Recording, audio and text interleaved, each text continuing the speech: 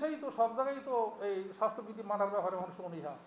কেন আমাদের ম্যাজিস্ট্রেট থাকতে হবে, কেন আমাদের পুলিশ থাকতে হবে, কেন আর্মি নামাইতে হবে মাস্ক পরানোর জন্য বলেন? কিন্তু আমাদের তবুও তো হয় না। মাঠে বাজারে এইটা নিয়ে আমি পারি না, বারবার নিচে পড়ে যাই, আমি অস্বস্তি মাস্ক নিয়ে, সবাই তাই নিয়ে। তো এটা তো আপনারা দেখেন যে আমরা আমাদের যে রিটার্নিং অফিসার সাহেবরা প্রচুর প্রচার প্রচারণা করেন এবং আজকে সিদ্ধান্ত হয়েছে যে নির্বাচনের দিনে কোনো ভোটার মাস্ক ছাড়া নির্বাচন কেন্দ্রে যাবেন না, উনি প্রচার শুরু করে দেবেন। এগুলো তো আমরা আপনি করি, তারপরে মানুষের মাস্ক পরেন না, অনীহা থাকে, এটা তো আমরা দেখি, তারই একটা অংশ নির্বাচনের বিষয়। সাংবিধানিক দায়িত্ব পালন করার যা যা করার দরকার আইনগতভাবে সেগুলো আমরা করি। তারপরে এখন কোনো রাজনৈতিক দল কেন খুশি থাকবে না থাকবে এটা আমরা করতে পারবো না, সেটা তাদের ব্যাপার, করণীয়। সবসময়কারই একটা বিষয় আর কি, আসলে এটা কখনোই যারা ভোটে জিতবে তারা ছাড়া এখন তো এক দলে জিতবে, অন্যদের একটা সমস্যা থাকবে। আর কোনো প্রশ্ন আছে কিনা? আমরা দেখেছি যে গেল কয়েকদিন ধরে বড় একটা রাজনৈতিক দলের প্রার্থী লকডাউনের মধ্যে আসলে কত শতাংশ ভোটার প্রত্যাশা করছেন এবং স্বাস্থ্যবিধি মানাতে বাড়তি কোনো উদ্যোগ থাকবে কিনা? দ্বিতীয় প্রশ্নটা হচ্ছে স্যার, আমরা দেখতে পাচ্ছি যে সুষ্ঠু নির্বাচনের জন্য আপনারা ইভিএম সহ সব ধরনের উদ্যোগ নিচ্ছেন, কিন্তু তারপরেও একটি বড় দল আসলে কমিশনের প্রতি আস্থা রাখতে পারছে না, এটি কেন হচ্ছে স্যার? তিনটা প্রশ্ন আপনার। প্রথম আমার বলেন, প্রথম প্রশ্ন হলো যে লকডাউনের মধ্যে এটা একেবারে আমরা বলতে পারবো না। নির্বাচনের ভোটাররা কত আসবেন সেটা তাদের উপর নির্ভর করবে। আমাদের সার্বিক প্রস্তুতি রয়েছে, সেটা জানতে পেরেছি। কত পার্সেন্ট আসবে এটা তো আগে থেকে বলা মুশকিল।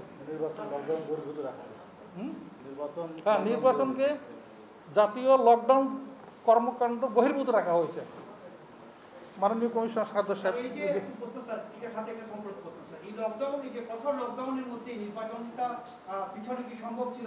না ছিল না, এর আমার সদস্য সাহেব বলুন, আমাদের মাননীয় কমিশনার।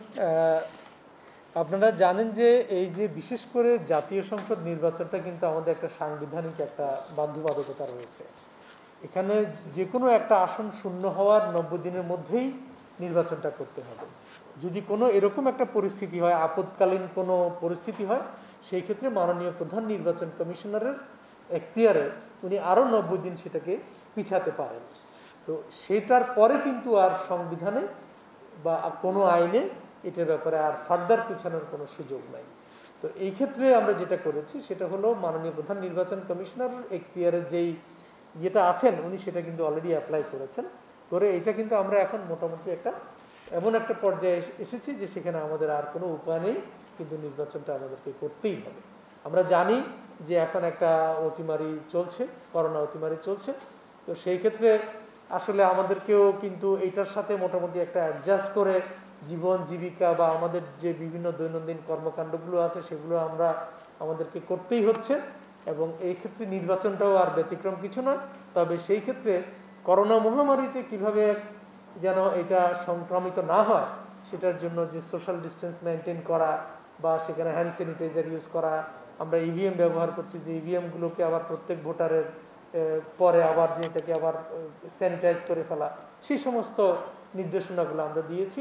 এবং আপনাদের মাধ্যমে আমরা অনুরোধ করব আপনারাও যেন ভোটারদেরকেও একইভাবে আপনারা উদ্বোধন করেন, সো দ্যাট তারা যেন স্বাস্থ্যবিধি মেনে তারা মাস্ক পরে বা সোশ্যাল ডিস্টেন্স মেনটেন করে তারা যেন ভোট দিতে আসে।